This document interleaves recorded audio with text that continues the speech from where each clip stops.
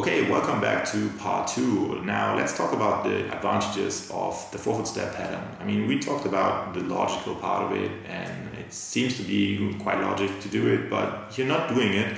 So is there any benefit in doing it? Because you're obviously still alive, at least you can use the computer or your smartphone or your iPad or something like this, your tablet.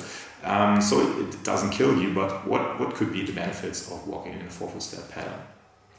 Let's jump right into the presentation.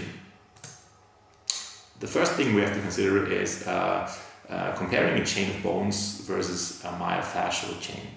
I already talked about it a little bit before, but if you use heel strike, then you're really landing on your bones. And if you have your, let's say, knees straightened, then of course this impact that Mr. Lindemannstraße measured to be almost double the body weight travels up to the skull, and you can actually hear it if you walk in a heel strike and you put your fingers in the ears. You will hear a boom boom boom noise every time you step, and you don't hear that noise if you walk in a forefoot step pattern. Then you will hear nothing.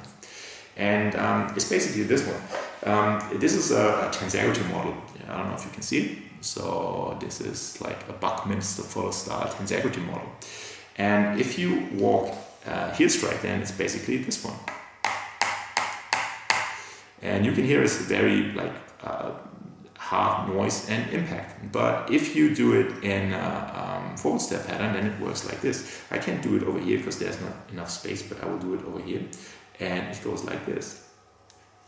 Like the whole thing absorbs the shock of walking. Okay, and that's another thing. If you do it like this, then it even gives back some energy, and you can make it jump, and it gives back the energy of the walk. So you can save some of the energy from the first step to use it in the second step, but only if you use your myofascial chain, which means like you use your fascia, so the soft tissue or the connective tissue of your body, and the muscles combined, and you don't step into the bone structure. Okay, there could be a lot more things to be explained about myofascia. What is it? How does it work?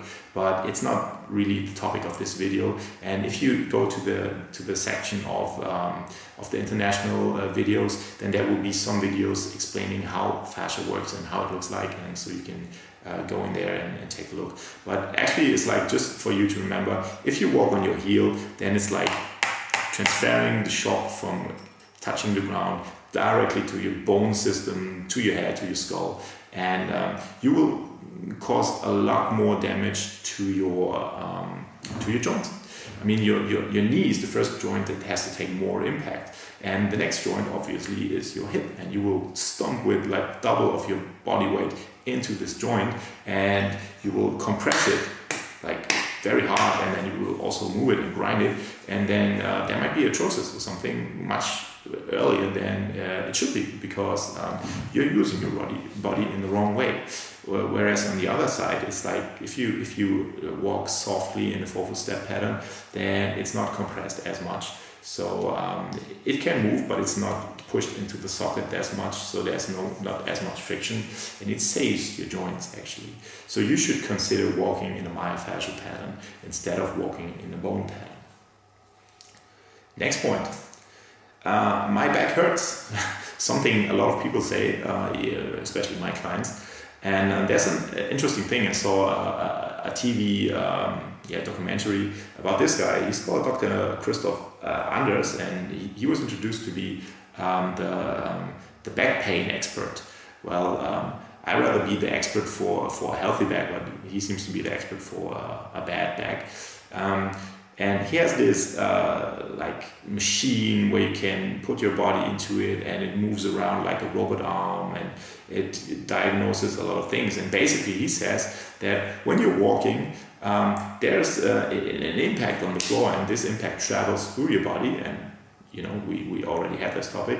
And then he says your back muscles are considered to be the muscles that absorb this shock. And if your back muscles are out of balance or not strong enough, then this will cause back pain.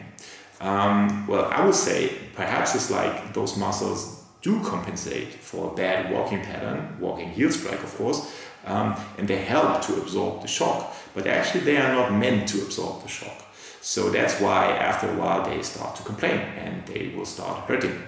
How easy could it be that, or if you would transfer the body weight into a softer pattern using the forefoot step pattern and absorbing the shock so it doesn't travel up to the back, so those muscles don't have to do the job they are not supposed to do, and so they won't hurt. Okay, he of course says you have to train your back muscles and get stronger and stuff, but I would say change your pattern and you change your back pain on this regard. Another advantage, also my back hurts. My colleague Dr. Zorn, he's also a German from Berlin. He did a survey on the lumbar fascia, which is like a big fat fascia sheet that's in the lower back area, the area that hurts a lot of people. And actually when you're walking and you do what we call contralateral movements, which means like your pelvis is moving to the right side and your shoulder girdle is moving the left side. So it's always the opposite sides moving. And when you do so, then this lumbar fascia, as you can see in the middle picture on the right side, is always stretched in a diagonal way, which means that this fascia is always moved and it has to be, it's strong, but it has to be flexible to a certain degree.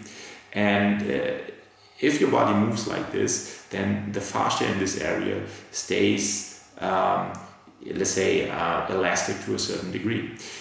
And this pattern, this contralateral pattern, really is emphasized in the forefoot step pattern. You will have to do it, otherwise your forefoot step pattern doesn't work that well.